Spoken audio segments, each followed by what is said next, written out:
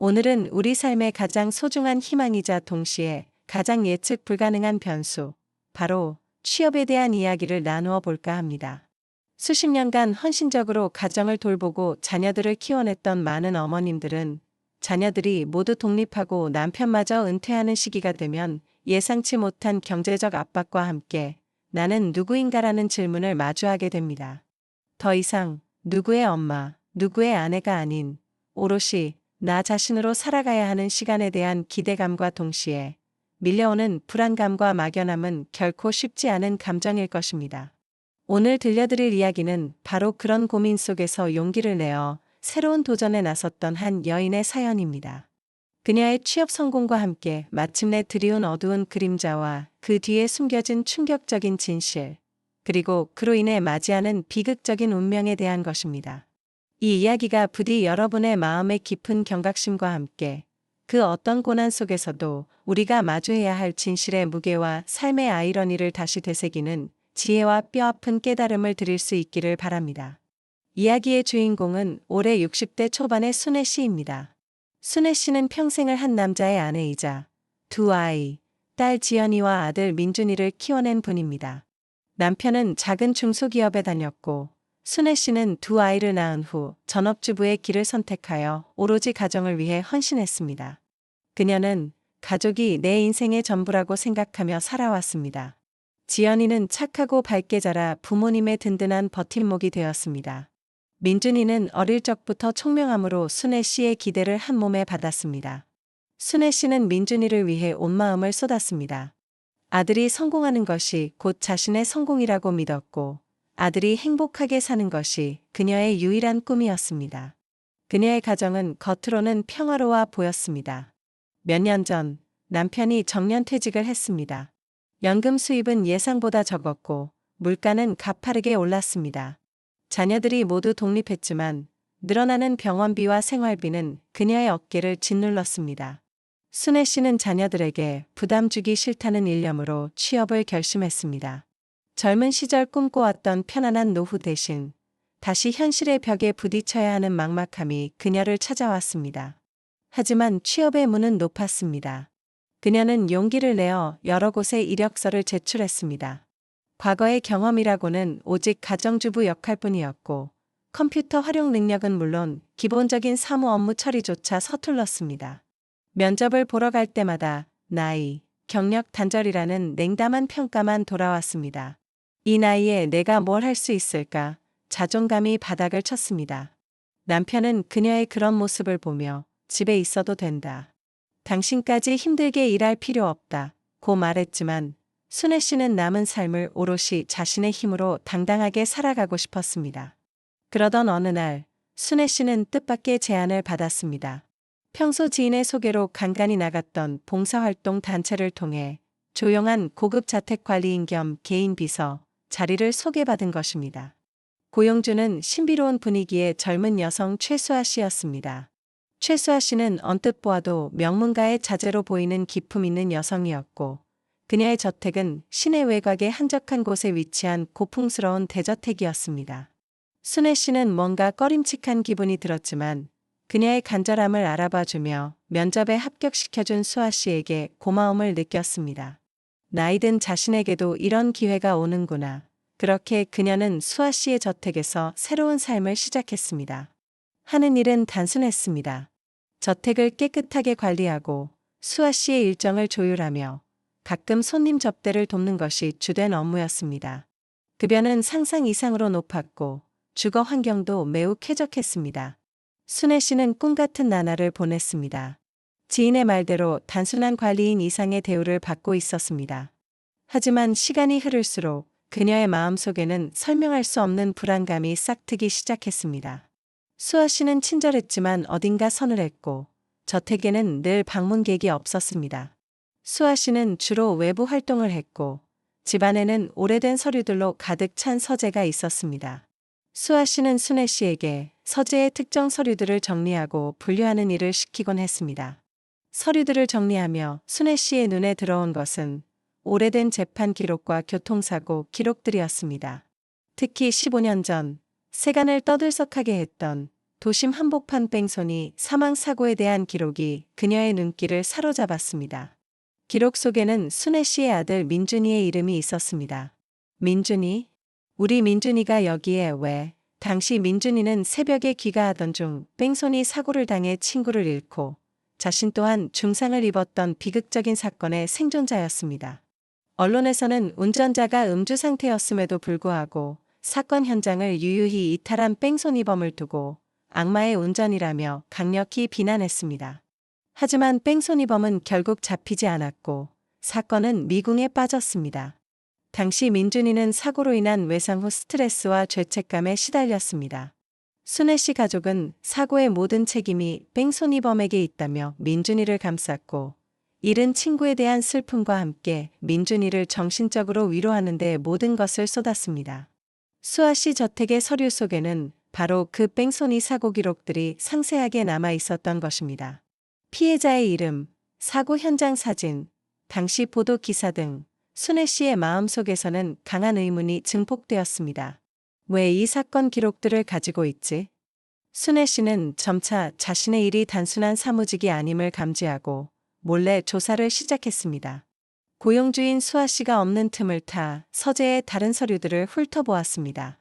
그 속에서 그녀는 수아 씨가 바로 15년 전 뺑소니 사고로 사망한 피해자의 유일한 여동생이라는 사실을 알게 되었습니다.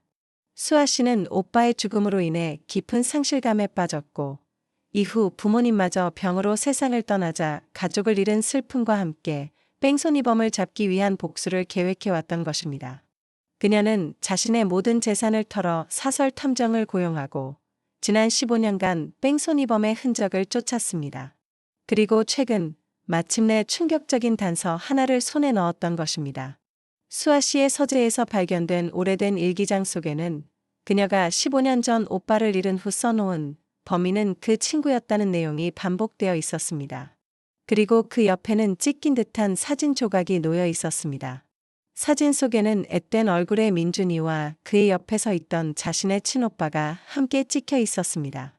미처 붙여지지 않은 반대편 사진 조각에는 한 젊은 남자가 핸들을 잡은 채 고통스럽게 고개를 숙이고 있는 모습이 담겨 있었습니다. 그 남자의 얼굴은 선명하지 않았지만 그의 옆에는 젊은 시절의 순애 씨가 활짝 웃고 있었습니다. 순애 씨의 심장은 거세게 요동쳤습니다. 그리고 그날 저녁, 수아 씨는 평소와 다르게 평화로운 저녁 식사를 준비했습니다. 오랜만에 순애 씨와 마주 앉은 수아 씨의 얼굴에는 차갑지만 어딘가 알 수 없는 쓸쓸함이 감돌았습니다. 식사를 마친 후 수아 씨는 순애 씨에게 마지막으로 정리해 달라고 부탁하며 하나의 서류 봉투를 건넸습니다.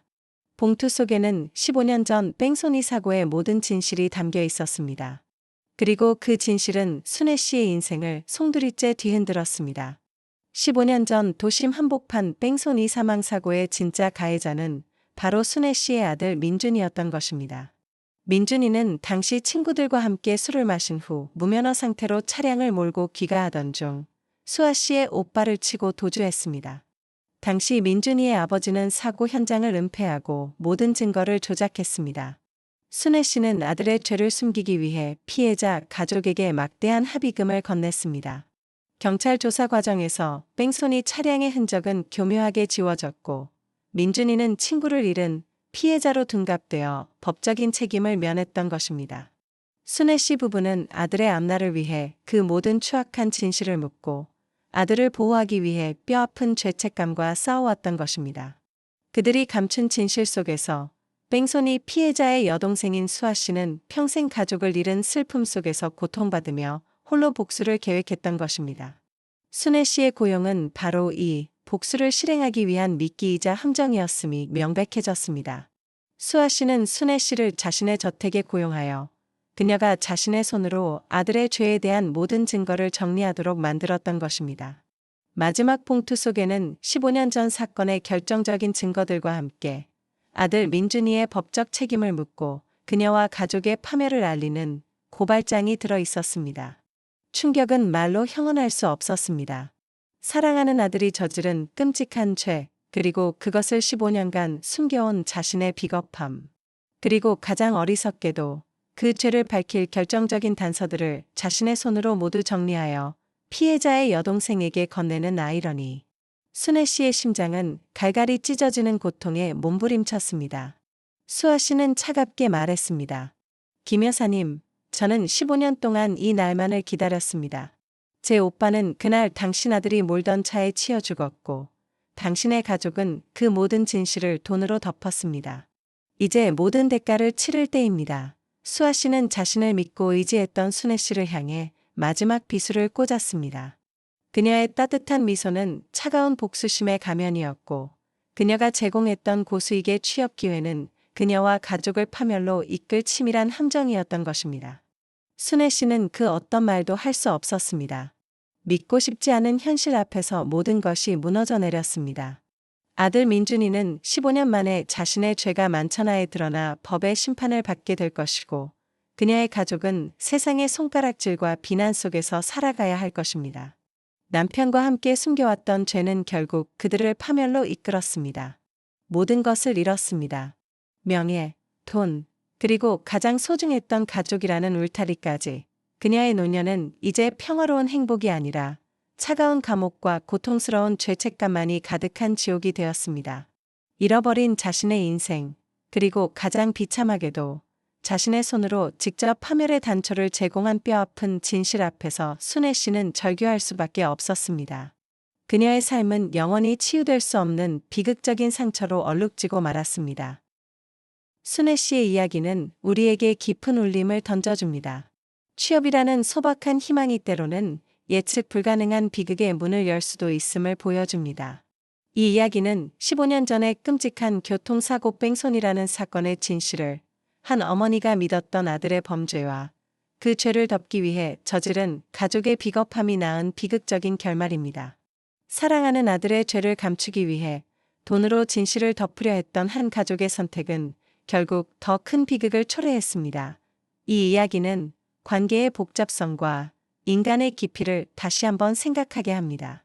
우리는 타인의 모든 사정을 알 수 없기에 쉽사리 비난하거나 판단해서는 안 됩니다. 보이는 것이 전부가 아닐 수 있다는 겸손한 마음과 진실을 찾으려는 노력이 필요합니다. 때로는 침묵하는 자가 가장 큰 고통을 감내하고 있을 수도 있음을 기억해야 합니다. 그리고 무엇보다 때로는 진실이 밝혀진다고 해서 모든 아픔이 치유되거나 관계가 회복되지 않을 수도 있다는 잔인한 현실을 마주하게 됩니다. 어떤 진실은 너무나도 가혹하여 모든 것을 파괴하고 회복 불능의 상처를 남기기도 합니다. 우리는 이 이야기를 통해 한 개인의 어긋난 욕망과 잘못된 선택이 얼마나 오랜 시간 동안 수많은 이들의 삶을 짓밟고 비극으로 몰아갈 수 있는지 깨달아야 합니다. 진실은 때로 위로가 아닌 더 큰 절망으로 다가올 수 있음을 잊지 마십시오. 우리가 믿어왔던 가족이라는 이름 뒤에 숨겨진 추악한 진실은 평생 씻을 수 없는 아픔으로 남을 수 있습니다. 순애 씨의 삶처럼 모든 것을 잃고 영원한 고통 속에서 살아가야 하는 비극도 존재함을 이 이야기는 보여줍니다. 감사합니다.